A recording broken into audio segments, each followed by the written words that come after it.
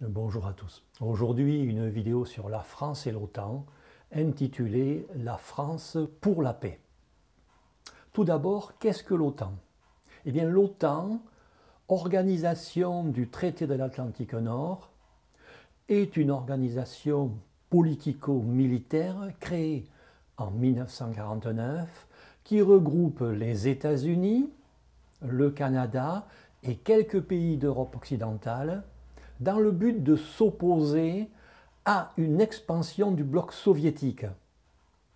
Malgré la fin de l'URSS en 1991, alors qu'on aurait pu penser que cette alliance militaire n'avait plus de raison d'être, et en dépit de la promesse faite à Gorbatchev, alors dirigeant de la Russie, de ne pas s'étendre davantage, l'OTAN décide rapidement d'intégrer des pays de l'Est. Elle décide même d'installer des bases antimissiles à proximité de la Russie, des régiments de soldats, ainsi que de faire de grands exercices militaires à ses frontières. Qu'en est-il maintenant des relations entre la France et l'OTAN? La France avait participé à fonder cette alliance et le siège même de l'OTAN était à Paris.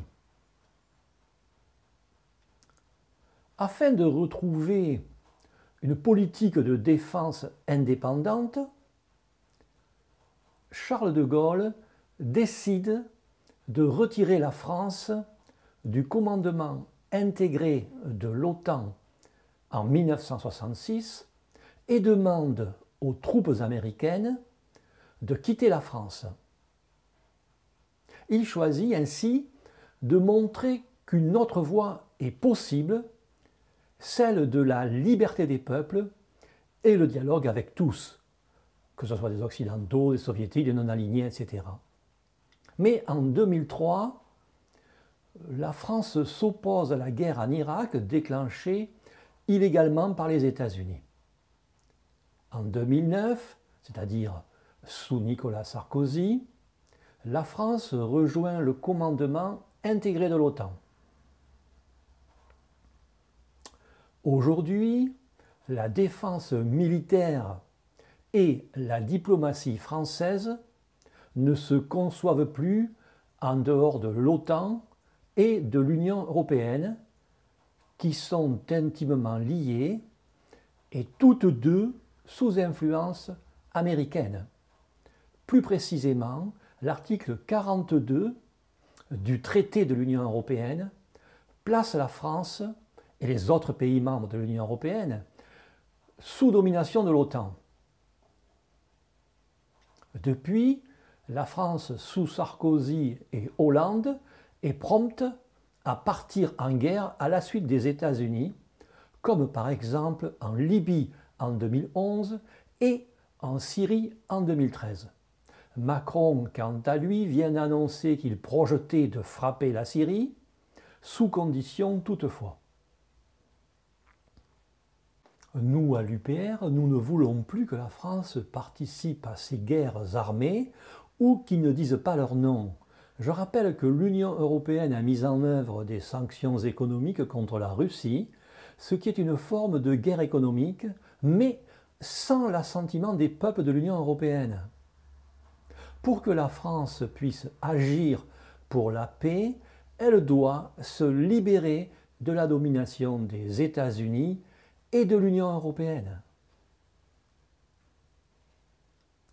L'UPR s'inscrit dans la filiation historique du Conseil national de la résistance. Pour ceux qui l'ignoreraient, le Conseil national de la résistance, ou CNR, était l'organe dirigeant de la résistance française pendant la guerre de 39-45. C'est son programme social et politique, appliqué après la Libération, qui a permis les 30 Glorieuses, c'est-à-dire la période la plus faste pour la France au XXe siècle. Autrement dit, la qualité de vie en France jusqu'en 2008, date de la mise en œuvre du traité de Lisbonne, était largement due à l'influence positive, via son programme, du Conseil national de la résistance.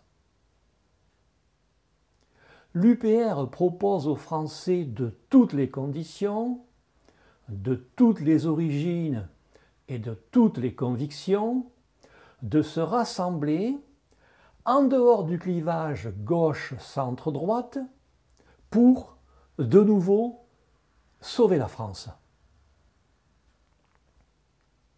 Voilà, c'est tout pour aujourd'hui.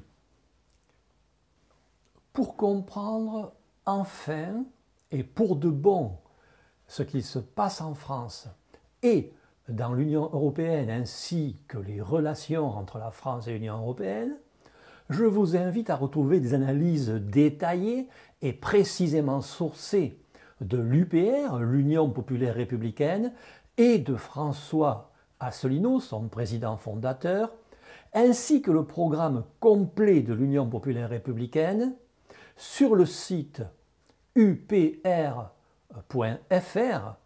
qui est, vous le savez désormais, le site de parti politique le plus consulté de France. Je vous remercie de votre attention et vous dis à bientôt pour une nouvelle vidéo.